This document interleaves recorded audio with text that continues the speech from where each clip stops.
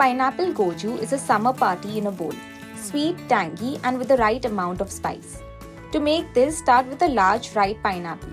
Peel off the spiky skin and chop it into bite-sized pieces. Once done, set this aside. In a pan, dry roast a handful of sesame seeds until it's golden and aromatic. Don't let them burn. Now in another pan, heat some oil and temper urad dal, fenugreek seeds, curry leaves, and dry red chilies. As everything starts to sizzle, add in some desiccated coconut. Keep stirring this on low flame until it's toasty and fragrant, then let it cool. Next, blend the toasted coconut and dal mixture with the roasted sesame seeds and add a little bit of water to make this into a thick, smooth paste. In a kadhai, add your chopped pineapple with some water. As it comes to a gentle boil, stir in turmeric, tamarind paste, salt, jaggery, and the coconut sesame paste. Stir this slowly and let the goju thicken beautifully.